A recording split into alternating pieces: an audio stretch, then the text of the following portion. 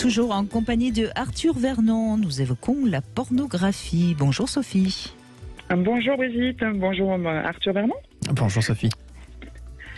Merci d'être avec nous. Alors vous avez vu des films, vous continuez je crois d'ailleurs à voir des films.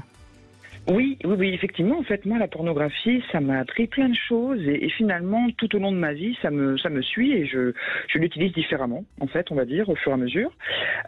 Mais par exemple, étant plus jeune, ça m'a appris plus le corps de la femme. Moi, j'avais une famille, en fait, où on parlait très peu de sexualité, il y avait très peu de dialogue, alors je posais pas de questions. Donc, ça m'a permis, par le biais au départ de films assez érotiques, je n'étais pas porno sur le moment, du coup, de découvrir le corps de la femme, de découvrir un peu le désir, de découvrir un peu comment ça se passait. Il y avait ce côté au départ très curieux et ça m'a appris ça en tout cas un peu. Et puis ensuite j'ai travaillé en fait en discothèque et à cette époque-là, la discothèque pour laquelle je travaillais recevait en fait une star de X tous les 15 jours. Ouais. Donc là, j'ai découvert complètement l'envers du décor. Alors déjà, j'avais la personne humaine en face de moi et donc du coup, j'avais son caractère qui elle était en fait dans la vraie vie et comment elle jumelait les deux. Après, j'ai découvert du coup comment on montait aussi, comment ça se passait derrière la caméra. Et en fait, alors là, pour le coup, je tombais un peu en désuétude. Je suis là, mais je suis un peu triste. Mais voilà, j'ai découvert l'envers du montage. Et puis, ça m'a permis de faire de belles rencontres. Alors, étant une femme, c'est vrai que je trouvais du coup ces femmes extraordinaires. Pour moi, je me disais, waouh, elles ont une force de caractère, elles savent où elles vont. Et ça m'a aidé aussi dans ma personnalité aussi à prendre... Je précise d'ailleurs que dans quelques minutes, on accueillera Céline Trant, qui était donc Katsumi. Oui, que j'ai reçu aussi, dans la discothèque dans laquelle je travaillais, je l'ai rencontré aussi, voilà.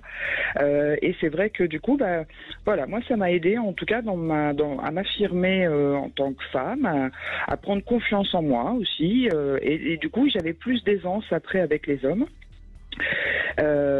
Par la suite, j'ai rencontré un homme avec qui je suis restée assez longtemps, qui lui, pour le coup, est tombé complètement dans l'addiction de la pornographie, et qui en a développé des travers très perverses. Donc lui, il passait toute la nuit à regarder du porno, et du coup, il en a perdu complètement sa sexualité finalement là-dedans. Et ensuite il est tombé dans le voyeurisme, la photographie, enfin ça a été très très loin. Moi je l'ai quitté bien avant ça, mais de ce qu'on m'en a dit ensuite. Et puis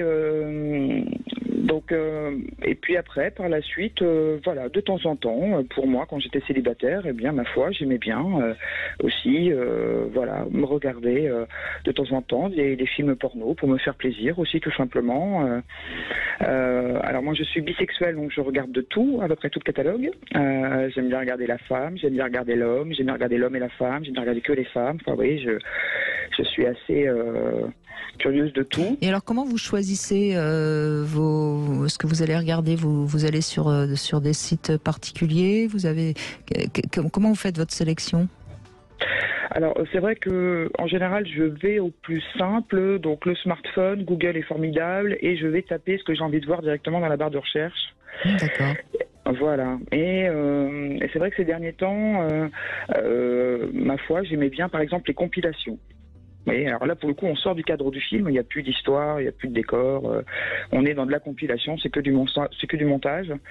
Je prête attention quand même parce qu'après, je trouve que souvent dans la pornographie, on peut tomber en tout cas sur... on voit bien que ça devient que mécanique, les pauvres femmes dedans sont pas vraiment mises en valeur, je trouve, par rapport à ce que a pu être les films pornographiques dans les années 90-2000. Enfin, moi, c'est mon ressenti en tout cas.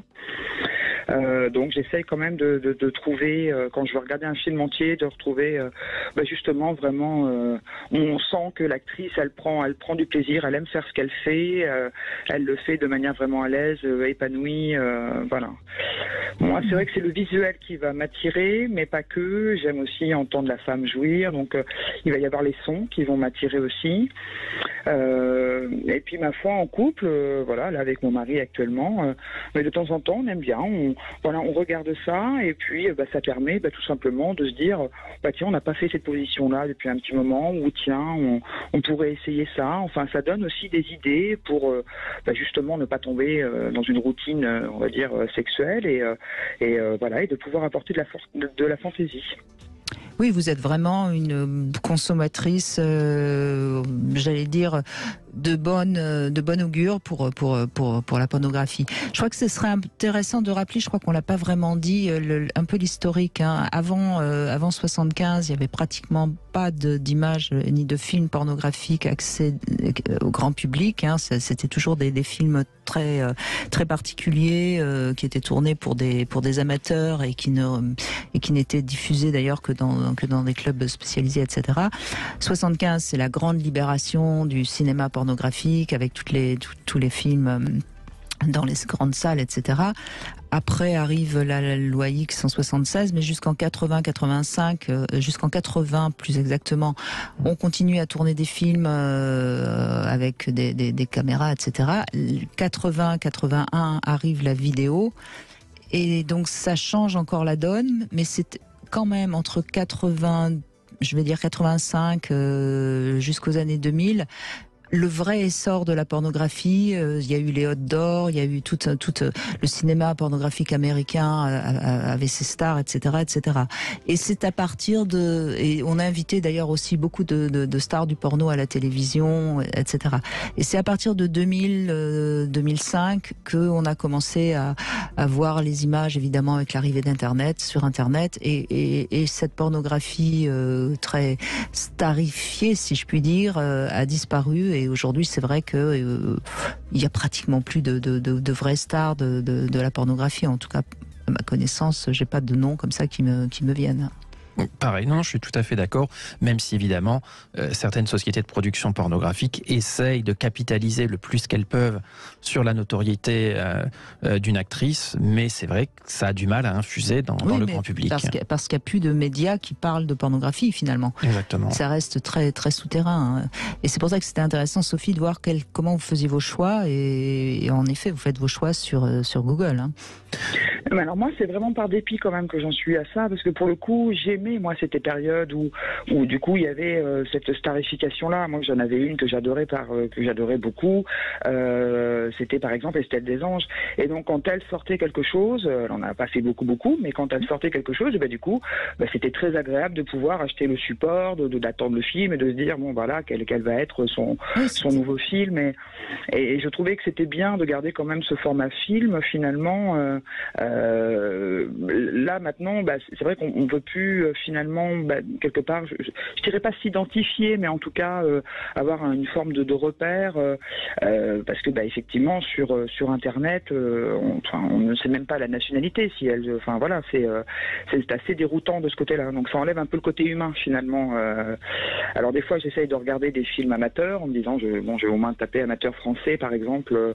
Voilà. Peut-être que je vais voir ma voisine. Oui, bon. Ou la dame que j'ai rencontrée il y a 3 semaines au Club Libertin, mais c'est au moins me dire que j'aimais bien. En tout cas, je trouvais qu'il y avait peut-être un rapport à la femme qui était quand même plus sain. En tout cas dans ce sens-là. Et je trouve que ça valorisait beaucoup ce message-là. Moi, encore une fois, c'est des femmes, et vous en faites partie, Brigitte, qui m'ont énormément aussi aidé à prendre confiance en ma féminité et aussi à pouvoir m'épanouir en fait. Mais vous soulignez un point important, c'est vrai que il y a plus de modèles féminins ou masculins aussi d'ailleurs. Je crois pas qu'il y ait beaucoup. Enfin bon, on voit. Quand on connaît très très très bien le milieu de la pornographie en France, on sait qu'il y a quand même des gens qui tournent beaucoup, etc. Mais pour le grand public, c'est fini. Haute vidéo n'existe plus. Il y a plus de. On sait plus finalement. Mais là, il y a une petite, on va dire, responsabilité à la fois sociétale et médiatique. C'est-à-dire, comme aujourd'hui, la société donne une image assez mauvaise dès qu'on ouvre la bouche en parlant de pornographie, les médias se disent « Ah bah tiens, nous n'allons pas en parler ».